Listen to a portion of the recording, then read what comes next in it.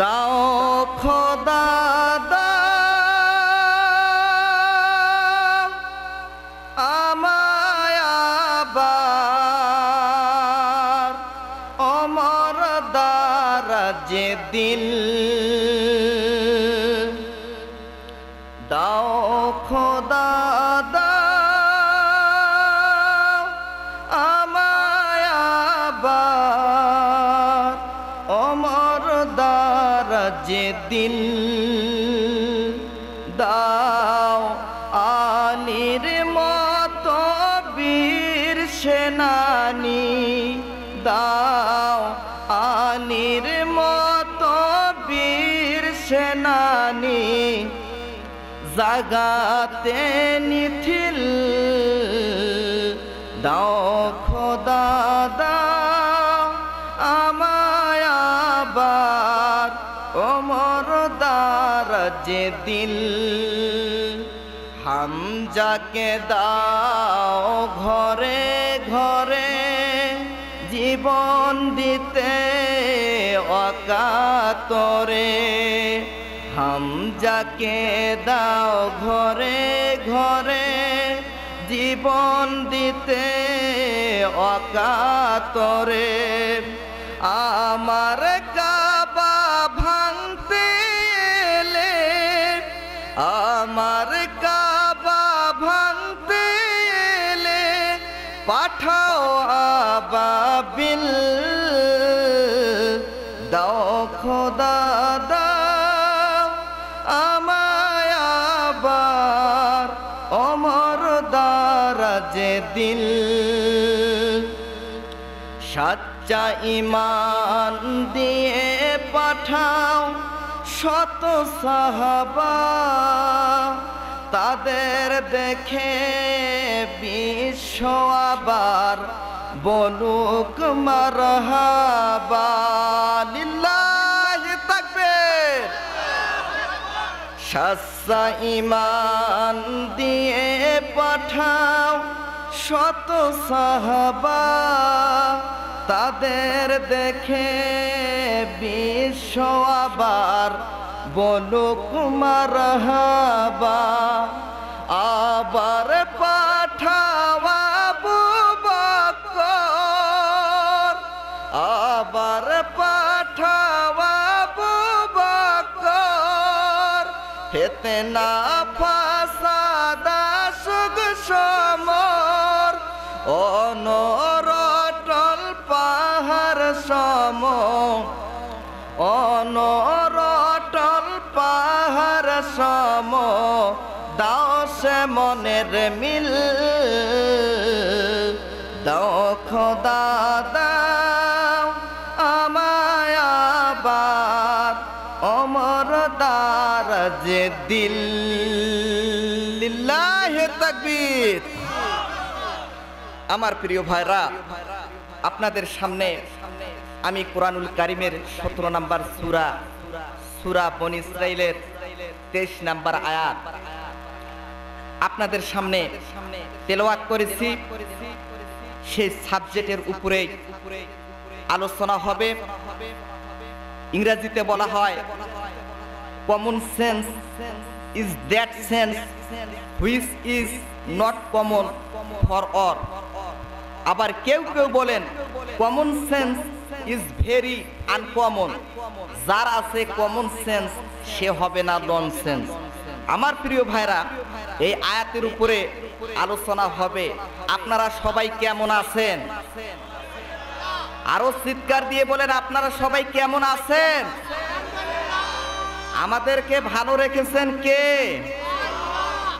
আসমানের মালিক কে জমিনের মালিক কে আমরা কার এই পৃথিবীতে গোলামি চলবে কার চিৎকার দিয়ে বলেন এই পৃথিবীর জমিনে গোলামি চলবে কার আমার প্রিয় ভাইরা চিৎকার দিয়ে আওয়াজ দিতে হবে এই আওয়াজে কাজ হবে না কেননা ইমানদের হুঙ্কার ইমানদের নারাই তাকবীরের স্লোগান হচ্ছে বেঈমানদের ঘূর্ণিঝড় কথা বলেন ঠিক কিনা বাংলার তাওহীদি মুসলমান এই বাংলার জমিনে 1994 সালে তসলিমা নাসরিন বাংলার জমিনে কোরআনের বিরুদ্ধে কথা বলেছিল।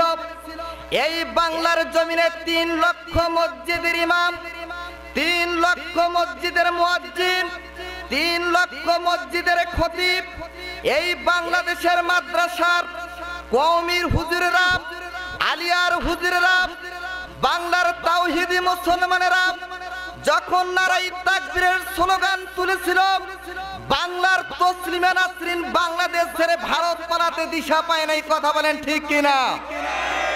বাংলার তাওহীদি মুসলমান আজও যদি বাংলার জমিনে কোরআনের বিরুদ্ধে কেউ যদি কথা বলে, নবীর বিরুদ্ধে যদি কেউ যদি কথা বলে, খোদার কসম করে বলি বাংলার জমিনে তার স্থান হবে না। কথা বলেন ঠিক কিনা?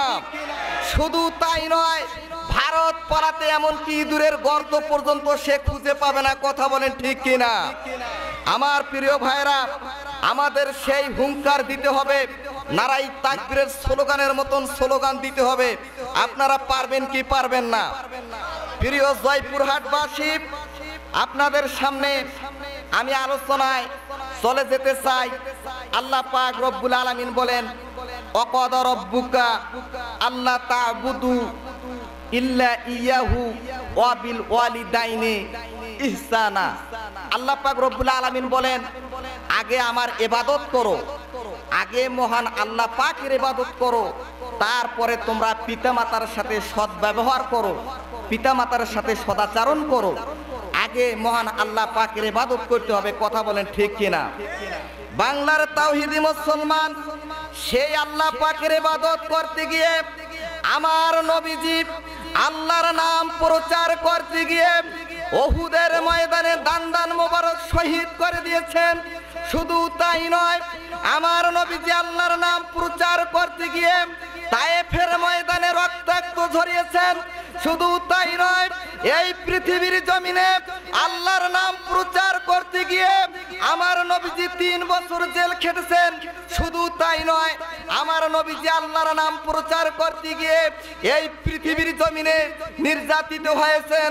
আমি আপনাদেরকে বলতে চাই, সেই মহান আল্লাহ পাকের নাম প্রচার করতে গিয়ে যদি দান মোবারক আমাদেরকে শহীদ করে দিতে হয়, আমাদেরকে যদি রক্ত ঝরাতে হয়, সেই আল্লাহর নাম প্রচার করতে গিয়ে যদি কারাগারে জেল খেতে হয়, জেল খাটতে হয়, আল্লাহর নাম প্রচার করতে গিয়ে যদি এই বাংলার জমিনে জীবন দিতে হয়, কারা কারা জীবন দিতে রাজি আছেন? 2 হাত তুলে আমার আল্লাহকে দেখান।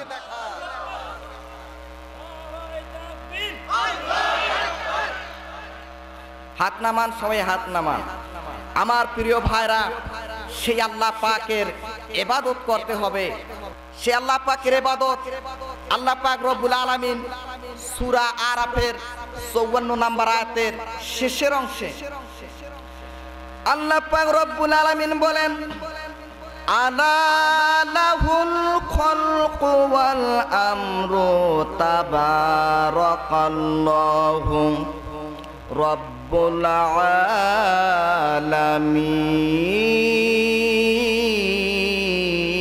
আলামিন। সবাই বলেন আল্লাহু আকবার।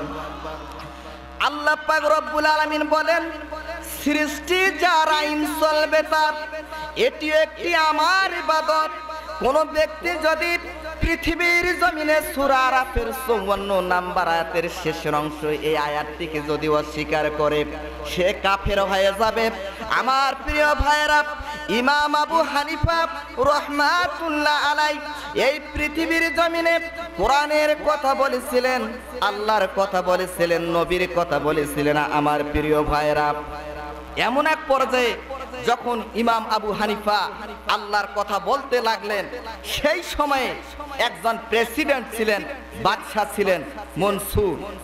আমার প্রিয় ভাইরা, এই মনসুর চিন্তা করলেন যে ইমাম আবু হানিফা বলতেছেন সৃষ্টি যার আইন চলবে তার, যে আল্লাহ পাক আমাকে সৃষ্টি করলেন, যে আল্লাহ পাকের হাতে জীবন মৃত্যু, যে আল্লাহ পাক আসমান সৃষ্টি করেছেন, জমিন সৃষ্টি করেছেন, রিজিকের মালিক আল্লাহ, সেই আল্লাহ পাকের আইন পৃথিবীর জমিনে চলবে। এমন এক পর্যায়ে সেই দেশের প্রেসিডেন্ট খলিফা মনসুর চিন্তা করলেন যে একে দুনিয়া থেকে সরে দিতে হবে। নতুবা একটা কাজ করা যাবে, এর এই আওয়াজ বন্ধ করতে হলে তাকে একটা চাকরি ব্যবস্থা করে দিতে হবে। এবার খলিফা মনসুর তার কাছে প্রস্তাব পাঠালেন যে ইমাম আবু হানিফা, আপনাকে আমরা প্রধান বিচারপতি করব। ইমাম আবু হানিফা বললেন, ঠিক আছে, আমাকে যদি আপনারা প্রধান বিচারপতি করেন, আমি যদি প্রধান বিচারপতি হই, আমি এই কোরআন দিয়ে বিচার করব। আমার প্রিয় ভাইরা, ইমাম আবু হানিফা বললেন, সেই মনসুরের তার দুজন দূতকে বললেন, ঠিক আছে খলিফা মনসুর বাদশাহ আমার কাছে প্রস্তাব পাঠিয়েছেন, কিন্তু আমার একটি মাত্র শর্ত হলো, আল্লাহ পাক আসমান জমিন সৃষ্টি করেছেন, আমাকে সৃষ্টি করেছেন, যে আল্লাহ পাক কোরআনুল কারীম পাঠিয়েছেন, এই কোরআন দিয়ে আমি বিচার করব। যদি খলিফা মনসুর আমাকে এই নির্দেশ দেয়, এ দায়িত্ব যদি দেয়, তাহলে আমি প্রধান বিচারপতির দায়িত্ব আমি নিতে পারি। তখন খলিফা মনসুরের দুজন দূত যখন চলে গেলেন খলিফা মনসুরের কাছে, খলিফা মনসুরকে বললেন, প্রেসিডেন্ট, আপনি যার কাছে প্রস্তাব পাঠিয়েছেন, ইমাম আবু হানিফা বলছেন যে সৃষ্টি যার আইন চলবে তার, খলিফা মনসুর যদি আমাকে কোরআন দিয়ে দেশ চালাতে বলে, তাহলে আমি প্রধান বিচারপতির দায়িত্ব নেব, আর যদি কোরআন দিয়ে দেশ চালাতে না বলে, তাহলে আমি প্রধান বিচারপতির দায়িত্ব নেব না। এমন সময়ে খলিফা মনসুর চিন্তা করলেন, কোরআন দিয়ে দেশ চালানো দেওয়া যাবে না।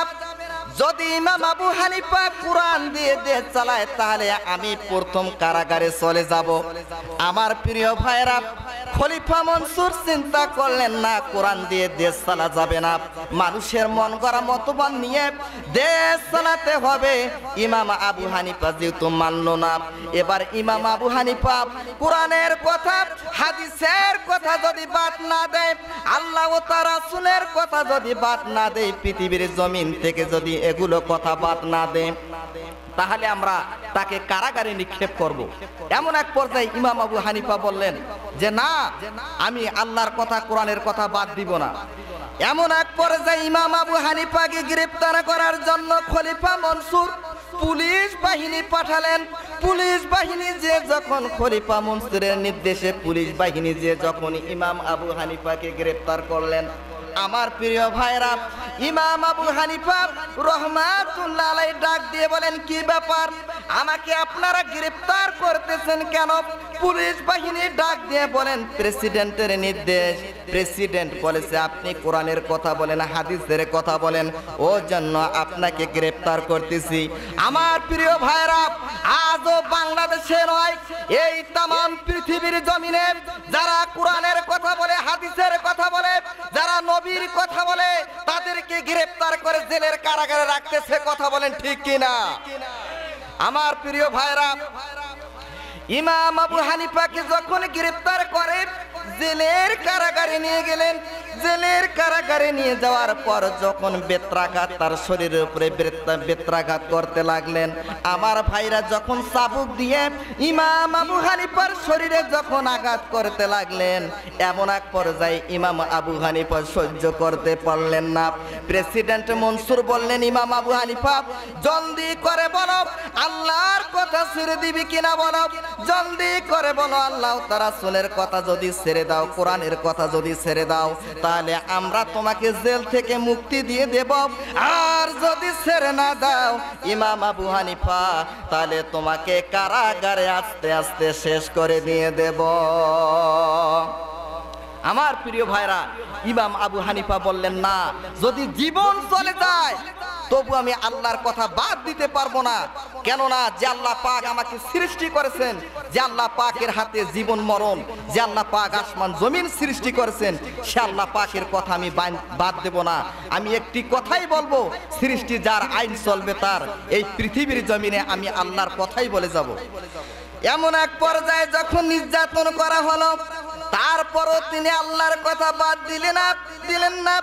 এবার খলিফা মনসুর তার বাহিনীকে বললেন, ওগো আমার বাহিনীরা, জলদি করে চলে যাও ইমাম আবু হানিফার মায়ের কাছে, তার মাকে ডেকে নিয়ে আসো। তখন বাহিনীরা চলে গেল তার মায়ের কাছে।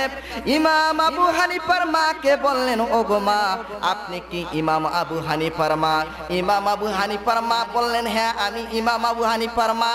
এই মুহূর্তে আপনাকে যেতে হবে, যেহেতু আপনার সন্তান জেলের কারাগারে রয়েছে। প্রেসিডেন্ট আপনাকে নিয়ে যাওয়ার জন্য আমাদেরকে পাঠিয়েছে। এবার বাহিনীরা তার মাকে নিয়ে গেলেন প্রেসিডেন্টের কাছে। প্রেসিডেন্ট খলিফা মনসুর বললেন যে, শোনো ইমাম আবু হানিফার মা, তুমি তোমার ছেলেকে বোঝাও, তোমার ছেলে যদি কোরআন হাদিসের কথা, আল্লাহর কথা যদি বাদ দেয়, তাহলে আমি জেলের কারাগার থেকে মুক্তি দেব। আর যদি আল্লাহ ও তার রাসূলের কথা বাদ না দেয়, তাহলে তাকে কারাগারেই শেষ করব। তুমি মা হয়ে তোমার সন্তানকে বুঝাও। এবার তার মাকে জেলের কারাগারে পাঠালেন। ইমাম আবু হানিফার মা জেলের কারাগারে চলে গেলেন তার সন্তানকে বুঝানোর জন্য। তার সন্তানকে দেখে চিনতে পারলেন না। ইমাম আবু হানিফাকে এমনভাবে নির্যাতন করেছে, আমার প্রিয় ভাইরা, তামাম শরীরের চামড়াগুলো উঠে ফেলেছে, সমস্ত মুখমণ্ডলটা রক্তে লালে লাল হয়ে গিয়েছে। মা চিনতে পারলেন না, ইমাম আবু হানিফা চিনতে পারলেন তার মা কারাগারে এসেছে। ইমাম আবু হানিফা ডাক দিয়ে বললেন, মা, ওগো মা, তুমি যে কারাগারে এসেছো, মা তোমার কি কষ্ট হয়েছে কি নাকি, মা জলদি করে বলো। মা ডাক দিয়ে বলেন, ওগো বাবা ইমাম আবু হানিফা, আমার কোনো কষ্ট হয় নাই, শুধু ওই প্রেসিডেন্ট আমাকে পাঠিয়েছে তোমার কাছে তোমাকে বুঝার জন্য। ইমাম আবু হানিফা বললেন, মা কি বুঝার জন্য পাঠিয়েছে? ইমাম আবু হানিফার মা বললেন, বেটা, ওই প্রেসিডেন্ট খলিফা মনসুর বলেছে তোমার সন্তানকে বুঝাও, তোমার সন্তান যদি কোরআন হাদিসের কথা বাদ দেয়, তাহলে জেলের কারাগার থেকে মুক্তি পাবে, আর যদি বাদ না দেয়, তাহলে জেলের কারাগার থেকে মুক্তি পাবে না। এমন এক পর্যায়ে তার মা যখন বুঝালেন, বাবা ইমাম আবু হানিফা, তোমার যদি জীবন চলে যায়, তুমি আল্লাহ ও তার রাসূলের কথা বাদ দিবে না। এই কথা শোনার সঙ্গে সঙ্গে খলিফার মনসুরের বাহিনীরা ইমাম আবু হানিফাকে জেলের কারাগারে নির্যাতন করতে লাগলেন। আমার প্রিয় ভাইরা, মায়ের সামনে ছেলেকে যখন রক্তাক্ত করলেন, মাথার চুলগুলো উঠে উঠে ফেলালেন। আমার প্রিয় ভাইরা, ইমাম আবু হানিফা রক্তাক্ত হয়ে গেলেন, মায়ের সামনে রক্তাক্ত হয়ে গেলেন। শুধু মাকে ডাকতেছে, মা তুমি আল্লাহকে স্মরণ করো, তুমি আল্লাহকে স্মরণ করো। মা ডাক দিয়ে বললেন, বাবারে, এই পথে যদি তোমার জীবন চলে যায়, তবু তুমি আল্লাহর কথা বাদ দিবা না। এমন এক পর্যায়ে ইমাম আবু হানিফাকে নির্যাতন করতে করতে ইমাম আবু হানিফা অজ্ঞান হয়ে গেলেন। আমার প্রিয় ভাইয়েরা, ও জয়পুরহাট উপজেলাবাসী, যখন ছেলে যখন অজ্ঞান হয়ে গেল, মা ছেলের পাশে 2 রাকাত নফল নামাজ আদায় করে মহান আল্লাহ পাকের কাছে দোকানা হাত তুলে দোয়া করলেন, আল্লাহ, ওগো আল্লাহ, ওগো রহমানুর রহিম, আমার সন্তান তোমার কথা এই পৃথিবীর জমিনে বলতে গিয়ে খলিফা মনসুর নির্যাতন করতেছেন। ওগো আল্লাহ রহমানুর রহিম, আমি খুশি হয়ে গেছি। ওগো আল্লাহ, তোমার পথে চলতে গিয়ে আমার সন্তানের যদি জীবন যায়, যাক, আমি আল্লাহ তোমার কাছে খুশি হয়ে যাব। আল্লাহ মেহেরবানি করে আমার সন্তান ইমাম আবু হানিফাকে তোমার পথে ওয়াকফ করে দিয়ে দিলাম। সবাই বলেন আল্লাহু আকবার। আমার প্রিয় ভাইরা, এবার মা দোয়া করলেন, ওগো আল্লাহ, মেহেরবানি করে আমার সন্তান ইমাম আবু হানিফার ঈমানটাকে মজবুত করে দাও। ওগো আল্লাহ, আমার সন্তান ইমাম আবু হানিফা রহমাতুল্লাহ আলাই আপনার কাছে সারা বাতিল শক্তির কাছে যেন মাথা নত না করে। আমার প্রিয় ভাইরা, সেই মা কারাগার থেকে চলে গেলেন বাড়িতে। কিছুদিন পরে ইমাম আবু হানিফাকে জেলের কারাগারে বিষ পান করাই দিয়ে পৃথিবীর জমিন থেকে বিদায় করে দিলেন। আমার প্রিয় ভাইরা, এই পৃথিবীর জমিনে কোরআনের কথা বলতে গিয়ে, হাদিসের কথা বলতে গিয়ে, নবীর কথা বলতে গিয়ে যদি জীবন চলে যায়, কারা কারা জীবন দিতে রাজি আছেন? দু হাত তুলে মহান আল্লাহকে দেখান, হাত নামান। আমার প্রিয় ভাইরা, আজও পৃথিবীর জমিনে যারা আলেম ওলামা হাফেজকারীরা যারাই হক কথা বলতেছে, তাদেরকে পৃথিবীর জমিনে গ্রেফতার করে কারাগারে রাখতেছে। কথা বলেন ঠিক কিনা? আমার প্রিয় ভাইরা, যাদের কোনো দোষ নেই অন্যায় ভাবে গ্রেফতার করে কারাগারে রাখতেছে। ইউসুফ আলাইহিস সালাম, আমার ভাইরা, জুলাইখা ইউসুফকে ভালোবাসা শুরু করে দিয়েছে, কিন্তু ইউসুফ জুলাইখাকে ভালোবাসে না। ইউসুফ আলাইহিস সালাম ভালোবাসে আমার মহান আল্লাহ পাককে। এমন এক পর্যায়ে ইউসুফ যে জুলাইখাকে ভালোবাসলো না, এমন একটি শয়তানি চক্রান্ত করে তার স্বামী আজিজ মিশরের মাধ্যমে অন্যায়ভাবে ইউসুফ আলাইহিস সালামকে জেলের কারাগারে রাখলেন। কথা বলেন ঠিক কিনা? আমার প্রিয় ভাইরা, অন্যায়ভাবে ইউসুফ আলাইহিস সালামকে কারাগারে রাখলেন। সেই ইউসুফ আলাইহিস সালামের উত্তরসূরি আলেম ওলামা, আমার নবীজি বলছেন যে আল উলামা ওয়ারাসাতুল আম্বিয়া, আলেম ওলামা হচ্ছে নবীর ওয়ারিস। কথা বলেন ঠিক কিনা? আমার প্রিয় ভাইরা, সেই আজিজ মিশরের প্রেসিডেন্ট ইউসুফ আলাইহিস সালামকে জেলের কারাগারে রাখলেন। আল্লাহ পাক রব্বুল আলামিন সেই জেল থেকে ইউসুফ আলাইহিস সালামকে বাহির করলেন। কথা বলেন ঠিক কিনা? আমি আপনাদেরকে বলতে চাই যে আল্লাহ পাক ইউসুফ আলাইহিস সালামকে কারাগার থেকে বাহির করে মিশরের প্রেসিডেন্ট বানালেন। সেই ইউসুফের আল্লাহ আজও আছে না নাই? কথা বলেন ঠিক কিনা? আমার প্রিয় ভাইরা, সেই ইউসুফের আল্লাহ আজও আছে। সেই ইউসুফের উত্তরসূরি আলেম ওলামা আজকে পৃথিবীর কারাগারে, শুধু তাই নাই, বাংলাদেশের কারাগারে রয়েছেন।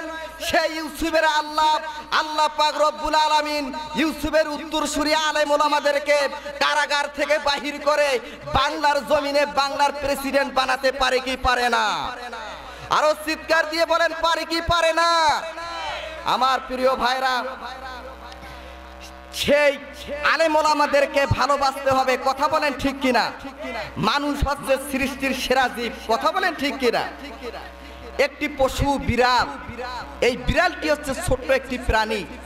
আমার প্রিয় ভাইরা, দেখেন, যারা মানুষকে ভালোবাসে না, মানুষের সাথে সদাচরণ করে না, যারা মানুষকে অন্যায়ভাবে, আলেম ওলামাদেরকে অন্যায়ভাবে গ্রেফতার করে কারাগারে রাখতেছেন, তাদের অবস্থান কোথায় যাবে, তারা কোথায় যাবে, আপনারা একটু পরে আপনারা টের পেয়ে যাবেন। আমার প্রিয় ভাইরা, একজন তাহাজ্জুদ গুজারি মহিলা, মানুষ হচ্ছে সৃষ্টির সেরা জীব, ছোট্ট একটি প্রাণী, তাহাজ্জুদ গুজারি মহিলা একটা বিড়ালকে আটকিয়ে রেখে, খাঁচার মধ্যে আটকিয়ে রেখে তিলে তিলে তিলে ওই বিড়ালটাকে শেষ করে দিয়েছে। বিড়ালটা মৃত্যুবরণ করেছে। আমার প্রিয় ভাইরা, আল্লাহ পাক রব্বুল আলামিন ওই তাহাজ্জুদ গুজারি মহিলার প্রতি আমার আল্লাহ এমন অসন্তুষ্ট হয়েছেন, আল্লাহ পাক রব্বুল আলামিন জিব্রাইল আলাইহিস সালামকে বললেন, জিব্রাইল জলদি করে যাও আমার নবীর কাছে, আমার নবীকে বলে দাও, ও নবীজি ইয়া রাসূলুল্লাহ, ইয়া হাবিবাল্লাহ, একজন তাহাজ্জুদ গুজারি মহিলা একটা বিড়ালকে খাঁচার মধ্যে বন্দি করে রেখে তিলে তিলে আমার প্রাণীটিকে শেষ করে দিয়েছে। আমি আল্লাহ রাব্বুল আলামিন ওই তাহাজ্জুদ গুজারি বান্দির প্রতি এমন অসন্তুষ্ট হয়েছি, আমি আল্লাহ রাব্বুল আলামিন ওই তাহাজ্জুদ গুজারি বান্দির জান্নাতের নামটা কেটে দিয়ে আমি আল্লাহ তাকে জাহান্নামী বানিয়ে দিয়ে দিলাম। আমার প্রিয় ভাইরা, একটা ছোট্ট একটি প্রাণী, তার সঙ্গে অসদাচরণ, খারাপ ব্যবহার করার কারণে, তিলে তিলে মারার কারণে আল্লাহ পাক রব্বুল আলামিন একজন তাহাজ্জুদ গুজারি মহিলাকে জাহান্নামী দিয়ে দিলেন। আর মানুষ হচ্ছে সৃষ্টির সেরা জীব, যারা মানুষদেরকে অন্যায়ভাবে, আলেম ওলামাদেরকে, হাফেজদেরকে অন্যায়ভাবে কারাগারে রেখে তিলে তিলে মারতেছে, তাদের স্থান কোথায় হবে? আপনারা কি বুঝতে পেরেছেন? আমার প্রিয় ভাইরা, অপর পক্ষে দেখেন একটা কুকুর পানির পিপাসায় কাতর। আরবের একজন আরবিয়ান মহিলা, একজন যুবতী মহিলা, একজন বাজারি জেনাকারিনী মহিলা মরুর প্রান্তর দিয়ে হেঁটে যাচ্ছে। যেতে যেতে দেখতেছেন মরুর প্রান্তে একটি কুকুর হাকাকার করতেছে পানির জন্য। কুকুর পানির পিপাসায় কাতর। এমন এক পর্যায়ে এই জেনাকারিনী মহিলা চিন্তা করলেন যে প্রকারে হোক কুকুরকে পানি খাওয়াইয়া দিয়ে কুকুরকে বাঁচাতে হবে। এই মহিলা চতুর্পাশে পানি তল্লাশি করলেন, চতুর্পাশে কোথাও পানি পাওয়া গেল না। এই যুবতী মহিলা, বাজারি জেনাকারিনী মহিলা এক পা দু পা করে যখন একটি দূরে চলে গেলেন, দূরে চলে যে দেখেন একটি গর্ত। সেই গর্তের ভিতরে পানি, কিন্তু পানি ওঠা সম্ভব না, গভীর গর্তের ভিতরে পানি। এমন এক পর্যায়ে ওই জেনাকারিনী মহিলা, আরবিয়ান মহিলা চিন্তা করলেন যে কোনো প্রকারে ওই গর্ত থেকে পানি তুলে কুকুরকে খাওয়াতে হবে। এমন এক পর্যায়ে ওই আরবিয়ান যুবতী মহিলা তার শরীরের যে ওড়নাটা ছিল, ওড়না যে ছিল, সেই ওড়না নামক তাকে রশি বানালেন। আমার প্রিয় ভাইরা, ওড়নাটাকে রশি বানালেন। আর আরবিয়ান মহিলার যে পায়ের যে মোজা ছিল, সে মোজাটা হচ্ছে চামড়ার মোজা, আর এই চামড়ার মোজাটাকে বালতি বানালেন। এই আরবিয়ান মহিলা, জেনাকারিনী মহিলা, তার শরীরের ওড়নাটাকে রশি নামক ওড়না বানালেন, আর পায়ের মোজাটাকে বালতি নামক মোজা বানালেন।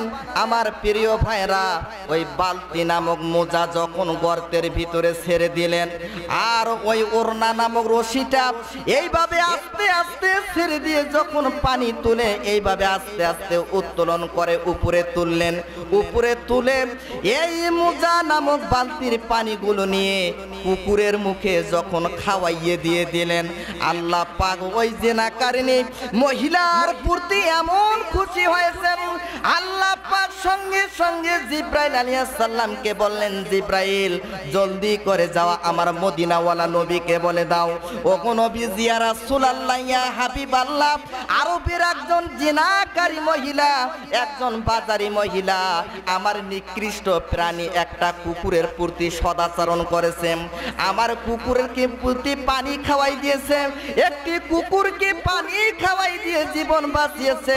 আমি আল্লাহ রাব্বুল আলামিন ওই জেনাকারিনী মহিলার প্রতি এমন খুশি হয়েছি, একটি কুকুরের প্রতি ভালো ব্যবহার করার কারণে আমি আল্লাহ রাব্বুল আলামিন ওই জেনাকারীর तमाम জিন্দেগির গুনাহগুলো মাফ করে দিয়া আমি আল্লাহ রাব্বুল আলামিন তাকে জান্নাতি মহিলা বানিয়ে দিয়ে দিলাম।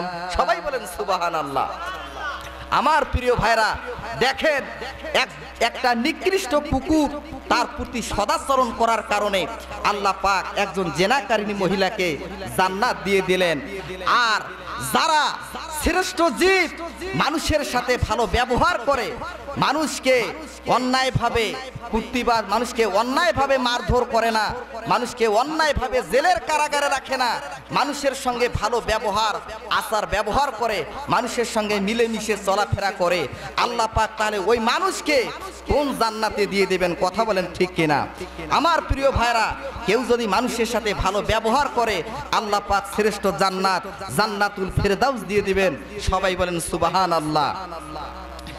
আমার প্রিয় ভাইরা, আল্লাহ পাকের শুধু ইবাদত করলে হবে না, আল্লাহ পাকের ইবাদত করার পরে নবীর ইবাদত করতে হবে।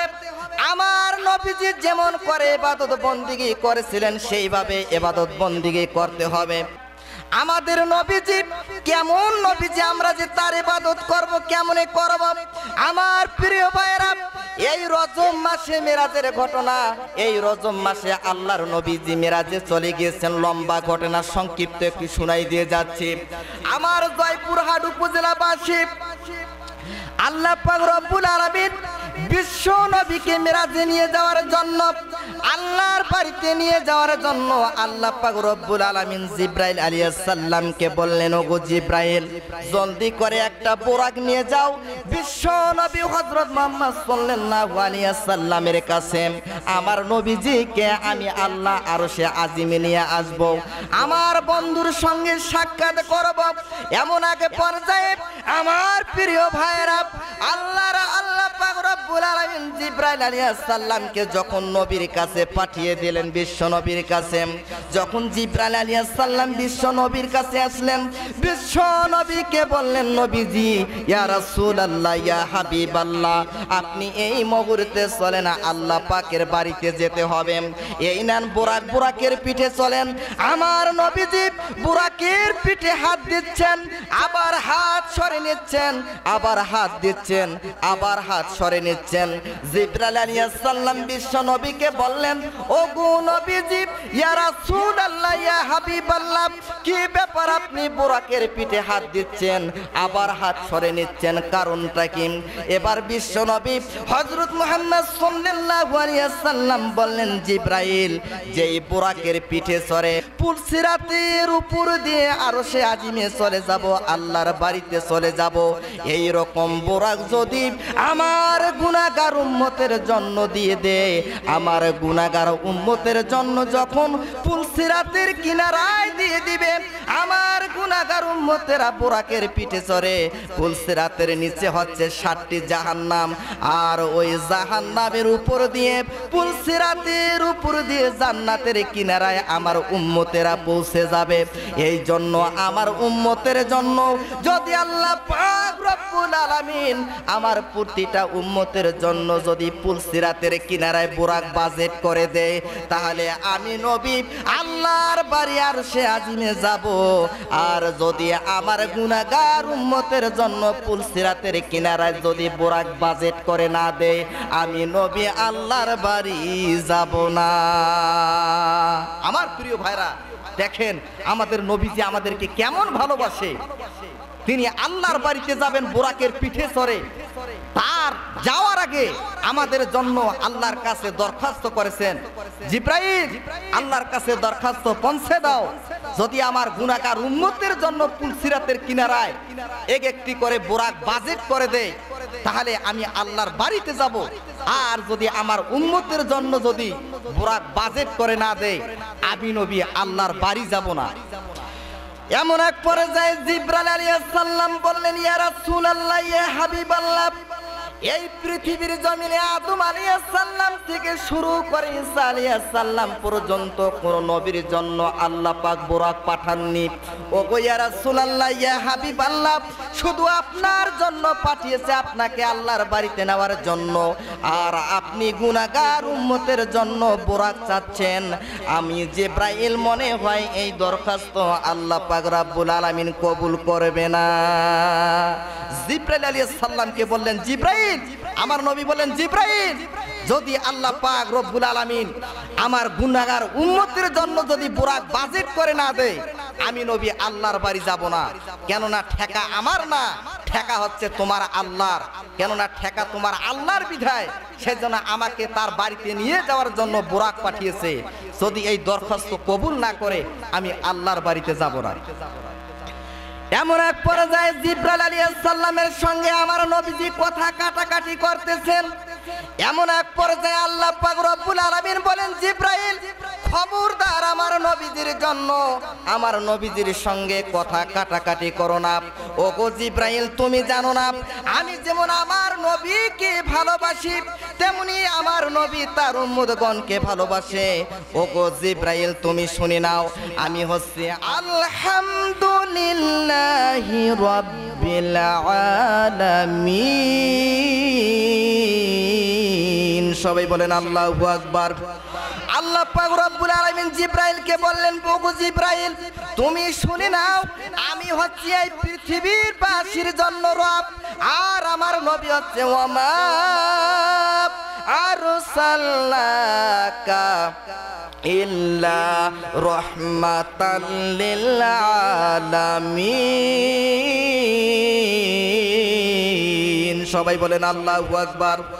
ওগো জিব্রাইল তুমি শুনে নাও, আমার নবীজি হচ্ছে এই পৃথিবীবাসীর জন্য রহমত। ওগো জিব্রাইল ঠিক আছে, আমার নবীকে বলে দাও আমি আমার নবীর গুনাহগার উম্মতের জন্য ফুলসিরাতের কিনারায় একটি বোরাক আমি আমার নবীর উম্মতের জন্য বাজেট করে দিয়ে দিলাম। সবাই বলেন সুবহানাল্লাহ। আমার প্রিয় ভাইরা, সেই নবীকে আমরা ভালোবাসতে চাই কি চাই না? আপনার কি ভালোবাসতে চান? আপনার সেই নবীকে ভালোবাসতে চান কি চান না? কারা কারা সেই নবীকে ভালোবাসতে চান দু হাত তুলে আল্লাহকে দেখান। লিল্লাহি তাকবীর, লিল্লাহি তাকবীর। সেই আল্লাহর নবী মেরাজের রাত্রে যে 5 ওয়াক্ত নামাজ আমাদের জন্য নিয়ে এসেছেন, সেই 5 ওয়াক্ত নামাজ আমরা আমল করতে চাই কি চাই না? আপনারা আমল করতে চান? কারা কারা চান দু হাত তুলে আল্লাহকে দেখান। লিল্লাহি তাকবীর। হাত নামান একটু। আমার প্রিয় ভাইরা, আপনাদের সামনে যে আয়াতটি তেলাওয়াত করেছি, আল্লাহ পাকের ইবাদতের পরে মা বাপের খেদমত করতে হবে। কথা বলেন ঠিক কিনা? মা বাপের খেদমত করতে হবে। আমার প্রিয় ভাইরা, মা বাবার মাধ্যমে মিলনের মাধ্যমে যে সন্তান মায়ের গর্ভে আসে, মায়ের গর্ভের সন্তান আস্তে আস্তে যখন বড় হতে থাকে, আমার প্রিয় ভাইরা, সন্তান মায়ের পেটের ভিতরে যে অঙ্গটা পায় সে অঙ্গটা হচ্ছে কান। সবাই বলেন কি অঙ্গ পায়? আরো চিৎকার দিয়ে বলেন কি অঙ্গ পায়? মায়ের পেটের ভিতরে সন্তান যে প্রথম অঙ্গ পায় সেটি হচ্ছে কান। আর ওই কান অঙ্গ পাওয়ার সঙ্গে সঙ্গে যে মা ওই দিন থেকে যত কথা বলবে আর যত কথা শুনবে, সন্তান মায়ের পেটের ভিতর থেকে তা শুনতে পায়। আমার প্রিয় ভাইয়েরা, বড় পীর আব্দুল কাদের জিলানী রহমাতুল্লাহ আলাইহি তার মা তাকে যখন গর্ভে রেখেছিলেন, তার মা আব্দুল কাদের জিলানী রহমাতুল্লাহ আলাইহিকে গর্ভে রেখে পেটের ভিতরে রেখে তার মা 5 ওয়াক্ত নামাজের পরে কুরআনুল কারীম তিলাওয়াত করতেন। আর বড় পীর আব্দুল কাদের জিলানী রহমাতুল্লাহ আলাইহি মায়ের পেটের ভিতর থেকে বসে বসে শুনতেন। বড় পীর আব্দুল কাদের জিলানী মায়ের পেটের ভিতর থেকে শুনে শুনে মুখস্থ করতেন। এইভাবে বড় পীর আব্দুল কাদের জিলানী রহমাতুল্লাহ আলাইহি 10 পারা কোরআন মুখস্থ করেছিলেন। যখন আব্দুল কাদের জিলানী পৃথিবীর জমিনে আসলেন, আস্তে আস্তে যখন বড় হতে লাগলেন, তার মা যখন আব্দুল কাদের জিলানীকে মাদ্রাসায় দিলেন কোরআন শিক্ষার জন্য। যখন আব্দুল কাদের জিলানী মাদ্রাসায় চলে গেলেন কোরআন শিক্ষার জন্য, আমার প্রিয় ভাইয়েরা, ওস্তাদরা ডাক দিয়ে বলেন, আব্দুল কাদের জিলানী তুমি পড়ো আলিফ বা তা সা। আব্দুল কাদের জিলানী পড়ে জিম হা খ। এবার হুজুরেরা চিন্তা করলেন, ওস্তাদরা চিন্তা করলেন কি ব্যাপার, আমরা আব্দুল কাদের জিলানীকে পড়াই আলিফ বা তা সা, কিন্তু সে আগে আগে বলে দে জিম হা খ, কারণটা কি? এবার ওস্তাদরা চলে গেলেন বড় পীর আব্দুল কাদের জিলানী রহমাতুল্লাহ আলাইহির মায়ের কাছে। তার মাকে বললেন, ওগো মা, আপনার সন্তানকে আমরা পড়াই আলিফ বা তা সা, কিন্তু আপনার সন্তান আমাদের আগে আগে পড়ে জিম হা খ, কারণটা কি মা? জলদি করে বলে দাও। তার মা ডাক দিয়ে বলেন, ওগো হুজুর, যখন আমার সন্তান আব্দুল কাদের জিলানী রহমাতুল্লাহ আলাইহি আমার পেটে যখন ছিল, গর্ভে যখন ছিল, আমি মা 5 ওয়াক্ত নামাজ পড়ে যখন আমি কোরআনুল কারীম তেলাওয়াত করতাম, আর আমার সন্তান পেটের ভিতর থেকে শুনে শুনে মুখস্থ করত, এই জন্য তিনি আগেই মুখস্থ করে ফেলেছেন। সবাই বলেন সুবহানাল্লাহ। আমার প্রিয় ভাইরা, সন্তান মায়ের পেটের ভিতর থেকে শুনতে পায়। আর যে মা সন্তান গর্ভে নিয়ে কিরণমালা, স্টার জলসা, জি বাংলা, জি সিনেমা দেখে, তারা ওই সিনেমার কথাগুলো শোনে সন্তান মায়ের পেটের ভিতর থেকে তাই শোনে। কথা বলেন ঠিক কিনা? আমার প্রিয় ভাইরা, আমি যখন পড়াশোনা করতাম ঢাকায় তামিরুল মিল্লাত কামিল মাদ্রাসায়, তো আমি যে মেসে ছিলাম তার পার্শ্ববর্তী বাসায়, তো এক স্ত্রী তার স্বামীর নাম ধরে ডাকে, স্বামীও স্ত্রীর নাম ধরে ডাকে। এমন এক পর্যায়ে তাদের গর্ভে একটি সন্তান এসেছেন, সেই সন্তানটি বাবার নাম ধরে ডাকে আব্দুল কুদ্দুস, আর মায়ের নাম হচ্ছে শেফালি আক্তার, মাকে ডাকে শেফালি আক্তার। এভাবে ডাকাডাকি করে। তা আমি সেই যুবক ভাইকে বললাম, ভাই কি ব্যাপার, সন্তান আপনার নাম ধরে ডাকে, আপনার স্ত্রীর নাম ধরে ডাকে, কি ব্যাপার? আমি তো বুঝতে পারলাম না, সন্তান বাবা মায়ের নাম ধরে ডাকে, এ কি ব্যাপার? তখন সেই যুবক ভাই বললেন যে হুজুর, আমার স্ত্রী আমার নাম ধরে ডাকে, আমার স্ত্রীর গর্ভে এই সন্তানটি ছিল, সন্তান পেটের ভিতর থেকে শুনে শুনে যখন দুনিয়াতে আসলো, তখন সে বাবার নাম ধরে ডাকে আব্দুল কুদ্দুস, তার মায়ের নাম ধরে ডাকে শেফালি আক্তার। আমার প্রিয় ভাইরা, সন্তান মায়ের পেটের ভিতর থেকে শুনে। এমন এক পর্যায়ে তার স্ত্রী, তারা স্বামী স্ত্রী দুজনে চাকরি করেন। 2 মাস পরে ঈদুল ফিতর তারা বাড়িতে যাবেন ছুটিতে। তার আগে তারা চিন্তা করলেন, তার স্ত্রী তার স্বামীকে বলতেছেন, ওগো স্বামী, তোমার সন্তান আমার নাম ধরে ডাকে, তোমার নাম ধরে ডাকে, আমরা যদি ঈদেতে যদি ছুটিতে আমরা বেড়াতে যাই, ঈদে যখন আমরা ছুটিতে বেড়াতে যাব, গ্রামের মানুষ বলবে যে কি ব্যাপার, ওরা ঢাকায় চাকরি করে, সন্তান বাবার নাম ধরে ডাকে, মায়ের নাম ধরে ডাকে, মনে হয় বৃক্ষ যেমন ফল তেমন, মনে হয় বাবা মা ভালো না। এমন এক পর্যায়ে স্ত্রী ডাক দিয়ে বলেন, ওগো আমার স্বামী, তুমি যদি এই সন্তানের নাম চেঞ্জ করতে চাও, তুমি যদি আব্বা আব্বা ডাক শুনতে চাও, তাহলে একটা কৌশল, একটা টেকনিক খাটাইতে হবে। কি টেকনিক? স্ত্রী বলতেছে, ওগো স্বামী, তুমি আজ থেকে আমাকে আম্মা আম্মা বলে ডাকবে, আর আমি তোমাকে আব্বা আব্বা বলে ডাকবো। যখন তুমি আমার স্বামী, তুমি যখন আমাকে আম্মা আম্মা বলে ডাকবে, তখন সন্তান শুনে শুনে আমাকে আম্মা আম্মা বলে ডাকবে।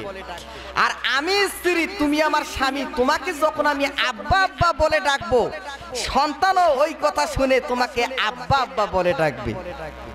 আমার প্রিয় ভাইরা, তারা 2 মাস তারা ট্রেনিং দেওয়া শুরু করলেন ঘরের ভিতরে।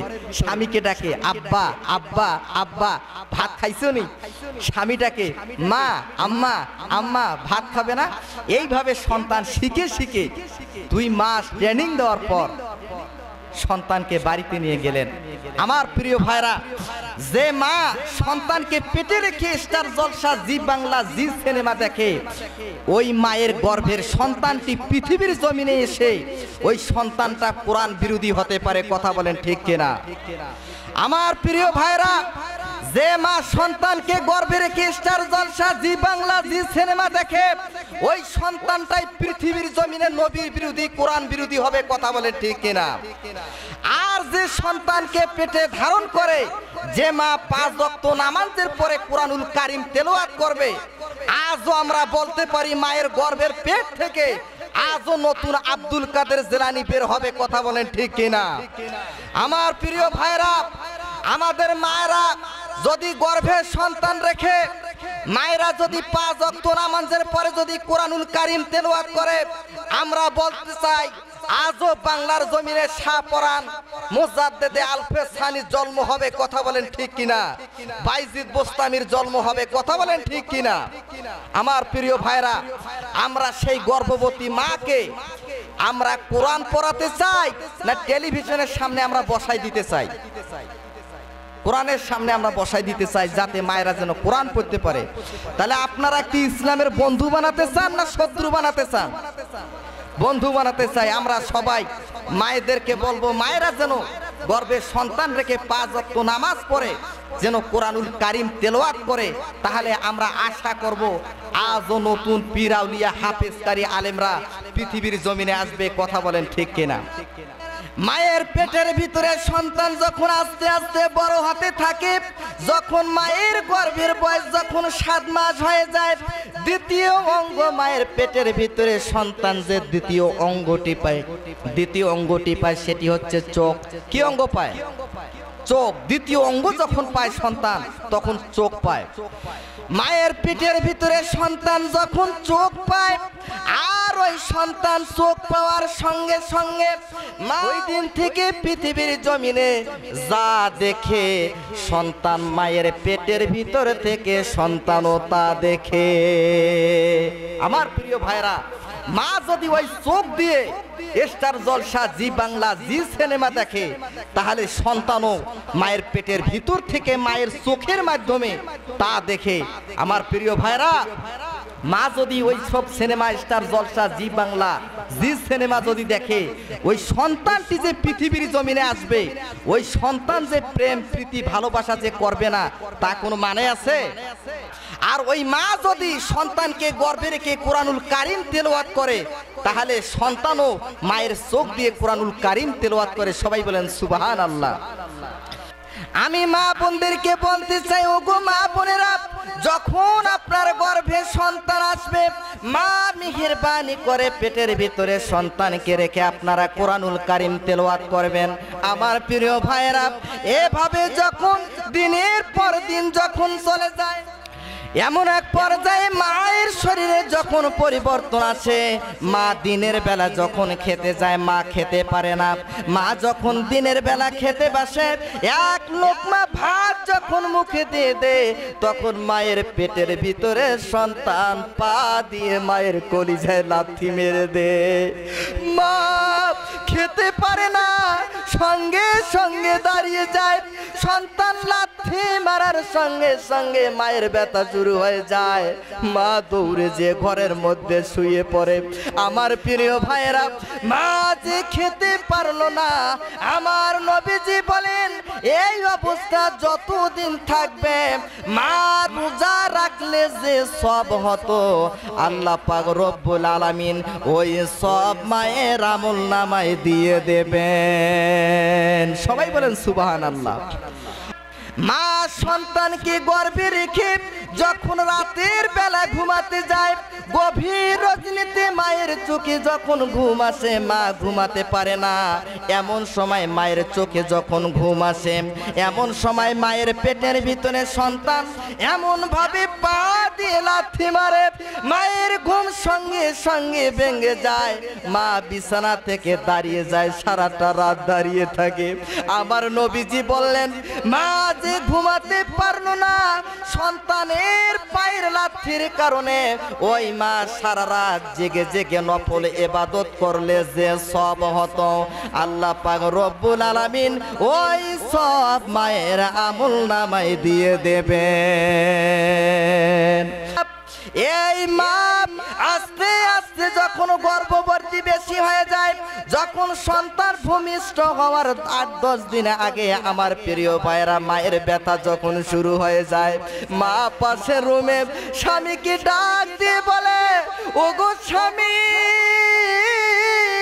আমি আর ব্যথা সহ্য করতে পারতেছি না। স্বামীকে ডাক দিয়ে বলে, ওগো আমার স্বামী, সন্তান ভূমিষ্ঠ করতে গিয়ে অনেক মা পৃথিবীর জমিন থেকে বিদায় দিয়ে চলে গিয়েছে। ওগো আমার স্বামী, সন্তান ভূমিষ্ঠ করব কিছুদিনের মধ্যে। ওগো স্বামী, তোমাকে আমি বলতে চাই, সন্তান ভূমিষ্ঠ করতে গিয়ে আমি যদি পৃথিবীর জমিন থেকে চলে যাই, ওগো স্বামী, পৃথিবীর জমিনে তোমার সঙ্গে আর দেখা হবে না, তোমার সঙ্গে দেখা হবে কাল কিয়ামতের ময়দানে। ওগো আমার স্বামী, মেহেরবানি করে আমি যদি আপনার সঙ্গে সংসার জীবনে যদি কোনো শয়তানের ধোকায় পড়ে, যদি কোনো বেয়াদবি করে থাকি, মেহেরবানি করে আমাকে মাফ করে দিয়ে দাও। যদি আমি মৃত্যুবরণ করি, আমার সন্তানটাকে তুমি সুন্দরভাবে দেখিও, আমার সন্তানটাকে সুন্দরভাবে লালিত পালিত করিও। ওগো আমার স্বামী, আমি যদি কবরে যাই, আমার সন্তান যদি পৃথিবীর জমিনে সুখ পায়, আমি মা কবর থেকে সুখ পাবো। আর যদি আমার সন্তান কষ্ট পায়, আমি মা কবর থেকে কষ্ট পাবো। আমার প্রিয় ভাইয়েরা, এইভাবে যখন মা শ্বশুর শাশুড়ি আব্বা আম্মার কাছ থেকে যখন বিদায় নিয়ে নেয়, আমার ভাইয়েরা, সন্তান মায়ের পেটে ৪,৫০০ বার লাথি মারে, তার ভিতরে ৩টি বড় বড় লাথি মারে। সন্তান যখন প্রথম লাথি মারে মায়ের পেটের ভিতরে, আমার প্রিয় জয়পুরহাট উপজেলাবাসী, প্রথম লাথি যখন মায়ের পেটের ভিতরে মারে, মায়ের ডিম্বের ১টি নয় ২টি নয়, মায়ের ডিম্বের ৫২টি পর্দা ফেটে যায়। ওই সময় মায়ের প্রচন্ড পানির পিপাসা হয়। আল্লাহর নবী বলেন ওই সময় যে মায়ের প্রচন্ড পানির পিপাসা হয়, মাকে যদি তামাম পৃথিবীর সমুদ্রের পানিগুলো সবগুলো পানি যদি মাকে খাওয়াইয়ে দেওয়া হয়, মা সমুদ্রের সমস্ত পানি গিলে খাবে, মায়ের পানির পিপাসা দূর হবে না। আমি আপনাদেরকে বলতে চাই যে সন্তান মায়ের পেটের ভিতরে মায়ের ডিম্বের ৫২টি পর্দা ফেটে দিয়ে পৃথিবীর জমিনে আসলো, ওই সন্তান যদি মাকে তিল পরিমাণ কষ্ট দিয়ে দেয়, খোদার কসম করে বলি ওই সন্তানের কপালে সুখ হবে না। সন্তান যখন ২ নাম্বার লাথিটা মারে, সন্তান যখন মায়ের পেটে ২ নাম্বার লাথিটা মারে, মায়ের জরায়ুর ১টি নয় ২টি নয়, মায়ের জরায়ুর ৬০টি পর্দা ফেটে যায়। মায়ের শরীর থেকে ১ বালতি পরিমাণ রক্ত বের হয়ে যায়। বিজ্ঞানীরা বলেন যে মায়ের রক্ত কম, ওই মায়ের ২ থেকে ২.৫ পান্ডু রক্ত বের হয়ে যায়। আর যে মায়ের রক্ত বেশি, সে মায়ের ৪ থেকে ৫ পান্ডু রক্ত বের হয়ে যায়। আমি আমার যুবক ভাইদেরকে বলতেছি, আমার যুবক ভাইরা, যে মায়ের জরায়ুর ৬০টি পর্দা ফেটে দিয়ে ১ বালতি রক্ত বাহির করে দিয়ে যে সন্তান পৃথিবীর জমিনে আসলো, ওই সন্তান যদি মাকে বাবাকে কষ্ট দিয়ে দেয়, ওই সন্তানের কপালে জান্নাত নসিব হবে না।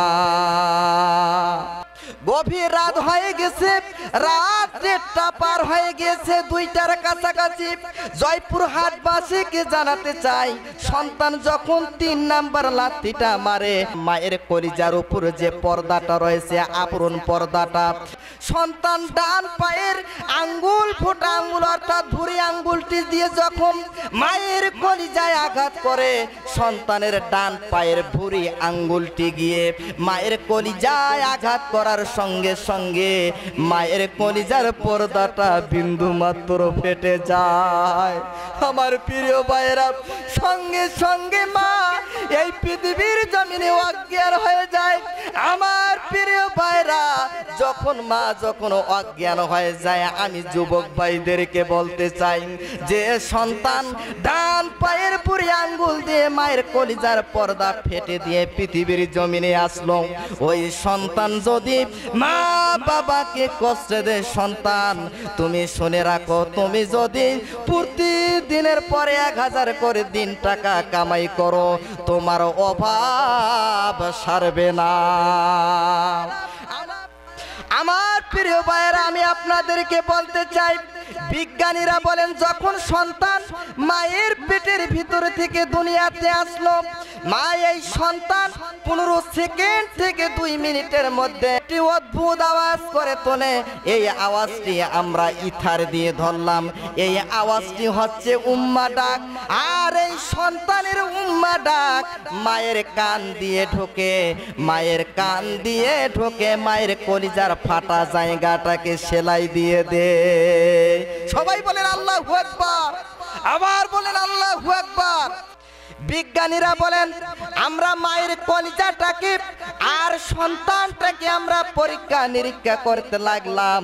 যখন সন্তানটাকে মায়ের কাছ থেকে দূরে নিয়ে যাই, মায়ের কলিজার ফাটা জায়গাটা বেড়ে যায়। আবার যখন সন্তানটাকে মায়ের কাছে আনি, মায়ের কলিজার ফাটা জায়গাটা আবার সমান হয়ে যায়। এই জন্য সন্তান যদি দূরে থাকে লেখাপড়ার জন্য অর্থাৎ চাকরির জন্য যদি দূরে দূরে থাকে। এই জন্য মায়ের সন্তান কাছে না থাকার কারণে মায়ের ওই ফাটা জায়গাটা টাস টাস করে ব্যথা করতে থাকে। আর যখন সন্তান মায়ের কাছে থাকে তখন ওই ফাটা জায়গাটা টাস টাস করে ব্যথা করে না। বিজ্ঞানীরা বলেন মায়ের ওই কলিজার ফাটা জায়গাটার ঔষধ একটি মাত্র ঔষধ, সেটি হচ্ছে সন্তানকে মায়ের কাছে রাখতে হবে। তাছাড়া পৃথিবীর জমিনে কোনো বিজ্ঞানী ঔষধ বাহির করতে পারে নাই। আমার প্রিয় ভাইরা, আমরা সেই মা বাবাকে কি কষ্ট দিব? কষ্ট দিব? সবাই হাত তুলে দেখান আল্লাহকে, আমরা কি কষ্ট দিব? না, আপনারা হাত নামান।